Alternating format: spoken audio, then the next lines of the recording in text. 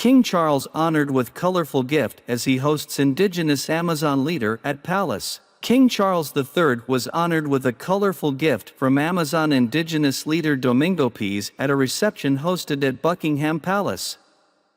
Mr. Pease was pictured placing a brightly colored necklace around the king's neck, and also gave him a bracelet and a small decorated bowl. Others greeted by Charles at the reception included Environment Secretary Therese Coffey and Commonwealth Secretary Baroness Scotland. Queen Consort Camilla was uable to attend as she is still recovering from COVID, having tested positive earlier this week. The event was held to discuss the practical implementation of the Global Biodiversity Framework. According to the United Nations Environment Programme, the framework aims to address biodiversity loss, restore ecosystems, and protect indigenous rights. The website adds, the plan includes concrete measures to halt and reverse nature loss, including putting 30% of the planet and 30% of degraded ecosystems under protection by 2030.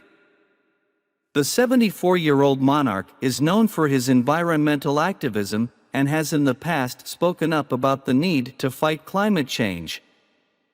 Charles gave a speech at the opening of the COP26 climate conference in Glasgow, calling for a warlike footing to tackle the existential threat of climate change and biodiversity loss.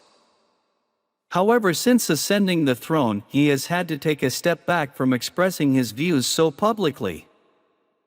In a speech made after the death of Queen Elizabeth, Charles said, "It will no longer be possible for me to give so much of my time and energies to the charities and issues for which I care so deeply."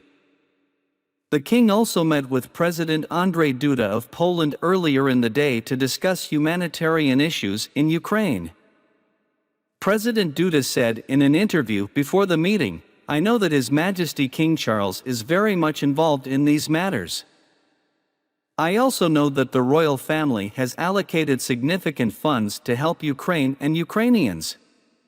So they are very active in this area. They are very sensitive, and we will certainly talk about that."